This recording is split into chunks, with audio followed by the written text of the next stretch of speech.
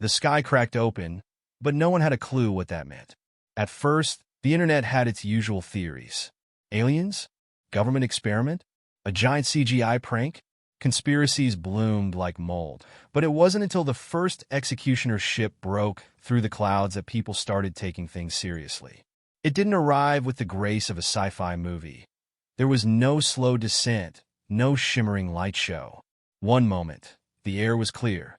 The next, a hulking monolith of metal and malice had appeared over New York, blotting out the sun like a badly placed censorship bar on reality. A message broadcast across every screen, every radio, and, somehow, inside every person's head. Asterisk, you are judged unworthy.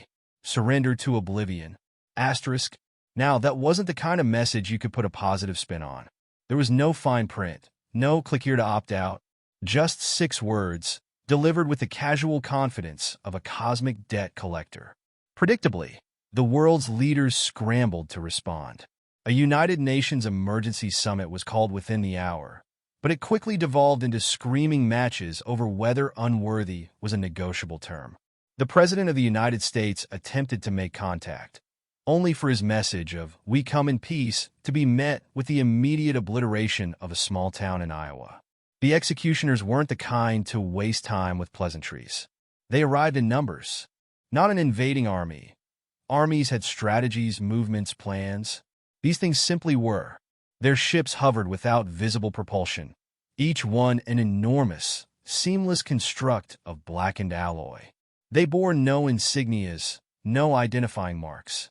Not because they were trying to be intimidating, but because when you're the galactic equivalent of an exterminator, you don't need a badge. And then there were the executioners themselves. No one knew what to call them at first. Alien monsters felt too generic. Metal Grim Reapers was popular for about 5 minutes, but it lacked efficiency. Eventually, some terrified journalist muttered executioners on live television, and the name stuck like gum on a sidewalk.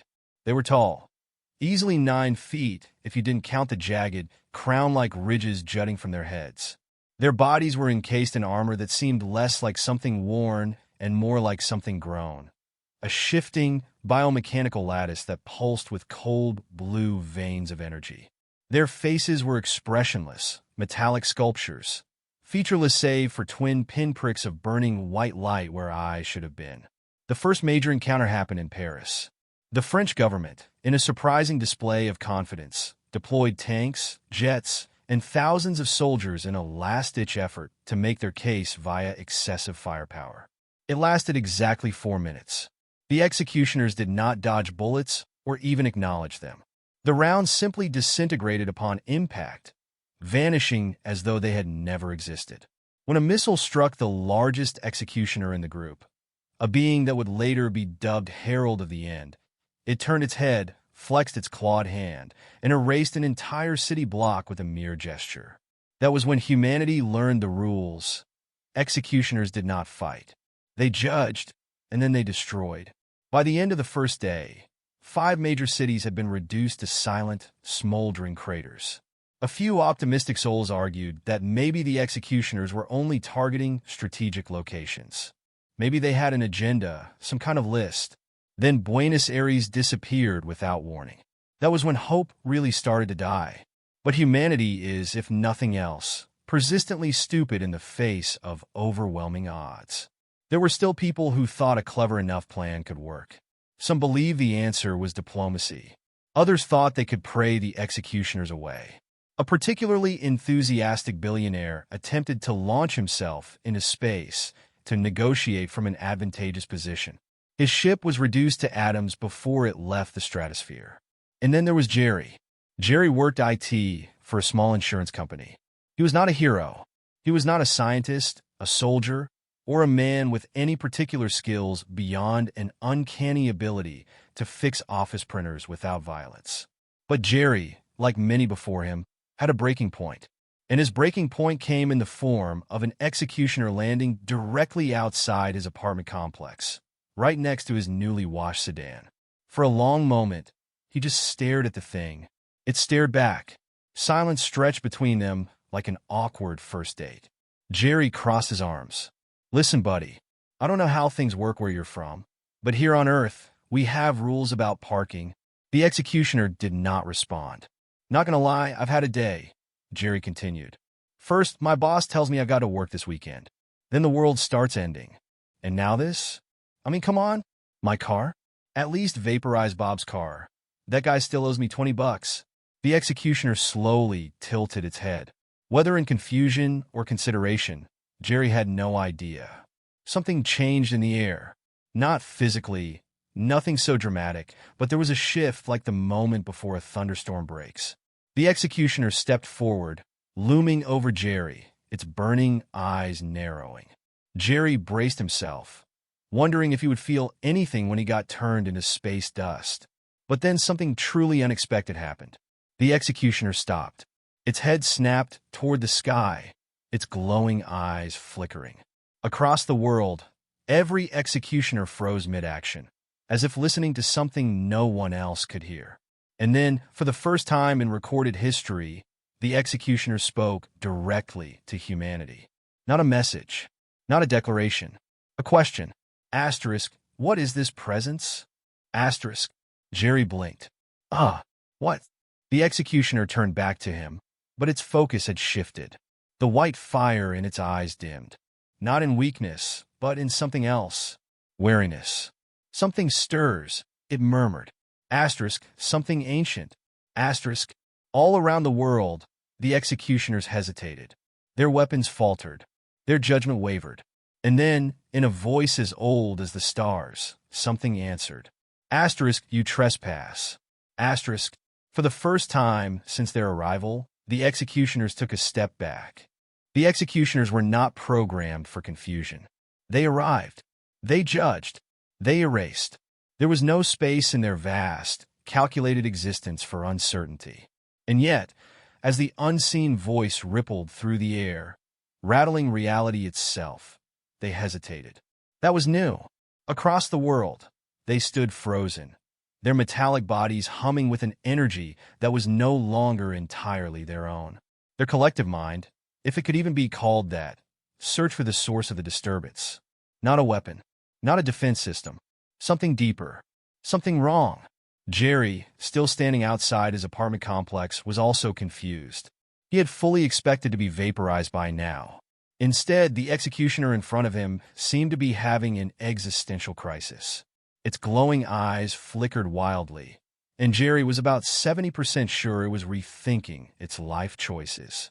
So, Jerry said, because silence made him anxious, is this the part where you tell me you come in peace after all? Maybe offer me a gift basket. The executioner did not respond. It turned its head skyward again, as though watching something that Jerry could not see. All around the world, its brethren did the same. A growing unease filled the air, like the atmosphere itself had developed stage fright. And then, the voice returned. Asterisk, you overstep. Asterisk. The words did not boom like thunder. They did not crackle with fury. They simply were. A statement, simple and final, woven into the very fabric of existence. The executioners moved as one, stepping backward in eerie unison. Their shoulders tensed. That was the real warning sign. Creatures that had dismantled entire civilizations without flinching were now reacting with what could only be described as concern. Jerry, despite having no qualifications for handling cosmic encounters, felt obligated to ask, whose voice is that? Because it sounds kind of important. He received his answer in the worst way possible. Shadows deepened where no shadows should be. Not just the absence of light, but something else entirely. A darkness that moved with purpose, curling at the edges of reality. The executioners flickered in and out of focus, their solid forms distorting like bad reception on an old television. And then it arrived. It didn't step out of the shadows. It was the shadows, a figure both there and not, shifting between outlines, as though the concept of a fixed form was beneath it. At times, it seemed vaguely humanoid, a robed specter draped in night itself. At others, it stretched into something far less comprehensible, an expanse of nothingness, threaded with the cold gleam of distant stars. The executioners did not speak. Not in words anyway. They stood motionless, locked in some silent exchange with the entity before them. Their bodies vibrated at a frequency just beyond human hearing, a soundless debate of logic and dread. Jerry, being Jerry, broke the tension. So, should I be bowing or running right now? The entity turned, or at least acknowledged him. It had no face, yet Jerry felt something studying him, sifting through his existence like a book being skimmed. Asterisk, you fear me not. Asterisk. Jerry opened his mouth, considered his life choices, and then shrugged. Oh no, I absolutely do. I'm just too tired to process it. Also, I think I might be in shock. The entity seemed to find this amusing, though not in any way Jerry could explain. Asterisk, this world is mine. Asterisk, that got the executioner's attention. Their bodies straightened, eyes burning brighter, as though remembering their purpose. One of them, perhaps the leader, perhaps just the bravest, finally spoke. Asterisk, we are beyond your jurisdiction. Asterisk, the entity did not move. Yet somehow, the weight of its presence increased. Jerry felt it pressing against his mind, an awareness too vast to comprehend. Asterisk, death is beyond no one. Asterisk, and just like that, the pieces clicked together. Jerry, standing there in his coffee-stained polo, suddenly realized exactly what he was looking at. Oh no. The executioners, to their credit, did not flee. That would have required the capacity for panic, which they did not possess. What they did possess, however, was an understanding of power. And death, if that's what this thing truly was something even they had not accounted for. You claimed dominion over life. Death continued, its voice as steady as the turning of the universe. Asterisk, you erase. You dictate the end of things. Asterisk, the executioners shifted, uneasy. Asterisk, that is not your right. Asterisk, and with that, death moved, not in the way normal beings moved. There was no step, no transition. One moment, it was in front of Jerry. The next, it was everywhere. Shadows stretched, consuming the space around the executioners, creeping up their limbs like ink seeping into glass. Their glowing eyes flickered wildly. The first executioner attempted to retaliate. It raised a clawed hand, energy coiling around its fingers, ready to erase the threat before it. But the moment it struck, the moment its power surged outward, it was gone. No explosion, no resistance. 1 second it existed, the next it simply didn't. The remaining executioners froze. For the first time since their arrival, they experienced something they had never known before. Fear. Death did not gloat. It did not threaten. It merely turned its attention to the rest of them, silent in its finality. Asterisk, you do not belong here. Asterisk, the executioners hesitated, calculations running through their vast, machine-like minds. Could they fight? Could they win? The answer, as clear as the void between stars, settled in the space between seconds. No. Without a word, the executioners moved. Not an attack, a retreat. One by one, their towering forms shimmered, unraveling like threads pulled from a tapestry. Their ships, once looming above the earth like executioners' blades, flickered, then vanished entirely. Within moments, they were gone. Jerry let out a slow breath, then realized he had forgotten to breathe for at least a solid minute. He turned back to Death, who now stood as still as a monument, its presence no longer pressing against the world like an impending storm. So, Jerry said, because he had absolutely no filter, I'm just going to say, thank you for the, mildly terrifying assist. Death regarded him for a long moment. Then, in a voice softer than before, it said something that made Jerry's stomach do an unpleasant backflip. Asterisk, you are not safe. Asterisk. Jerry blinked. Wait, what? But Death was already gone. And somewhere, across the endless void of space, something else had begun to stir. For the first time in recorded history, Earth had won an intergalactic encounter without firing a single shot. This was both a relief and a deeply unsettling realization. The executioners had fled, not retreated in a tactical, we'll be back kind of way. They had vanished like children who had knocked on the wrong door during trick-or-treating and found themselves staring into the abyss. No warning, no farewell speech, just gone. And yet, somehow, that wasn't the part bothering Jerry the most. Because death, capital D, actual, literal death had told him, asterisk, you are not safe, asterisk. Jerry did not like those words. Those words made his brain itch. Those words suggested that, despite everything that had just happened, things were somehow still going to get worse. But there were more immediate concerns.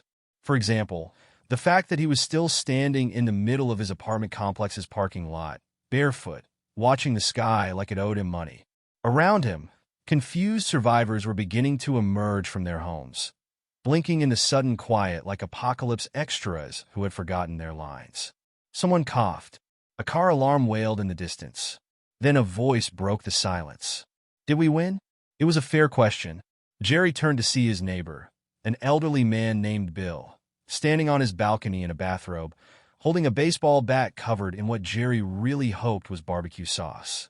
I think so, Jerry replied. Bill squinted at the empty sky. Huh, not bad. He nodded approvingly, then shuffled back inside, as if this were the kind of thing that happened every other Tuesday. The rest of the world, however, was losing its mind. News channels scrambled for explanations, alternating between shaky footage of the executioner's retreat and highly unhelpful speculation from so-called experts. Social media was in chaos. Theories ranged from divine intervention to an elaborate marketing stunt for an upcoming superhero movie. A few brave souls even suggested Jerry had something to do with it, though he found that unlikely. The only thing he had ever defeated before now was a particularly stubborn office printer. But beneath the noise, beneath the celebrations and disbelief, a question loomed. What had scared the executioners away? Because make no mistake, they had not left because they were beaten. They had left because something bigger had told them to. Something older. Something worse. Jerry didn't know what that was, but he had the distinct feeling that ignoring it would be bad for his continued existence. Unfortunately, there was no manual for post-apocalyptic survival when the apocalypse had just gotten up and walked away. And then, just as he was beginning to consider his next steps, possibly involving a very long nap and at least 3 different kinds of alcohol, the shadows shifted again. Not dramatically, not like before, just the faintest ripple at the edges of his vision, like the universe itself was reconsidering something. Then, in the space between heartbeats, death was there again. Jerry tensed, not because he was afraid. Well, okay, he was afraid, but in a dull, exhausted sort of way, but because he had a gut feeling that death did not make casual social calls. You came back, Jerry said, because stating the obvious was the only thing keeping his brain from screaming. Death did not answer immediately. Instead, it simply existed. Its presence was not hostile, nor kind. It was not even particularly interested in him. It was simply there, like gravity, like inevitability, like the slow certainty of an ending yet to come. And then, finally, softly, asterisk, your world is borrowed. Asterisk. Jerry did not like that sentence. Okay, he said slowly, can I get that in like an easier-to-digest format? Preferably one that doesn't imply imminent doom. Death tilted its head, as though considering how best to phrase it. Then, with all the gentleness of a falling guillotine, asterisk, the executioners were not wrong. Asterisk, Jerry's stomach dropped. Oh, asterisk, you were not meant to last. Asterisk, asterisk, but that is not their choice to make.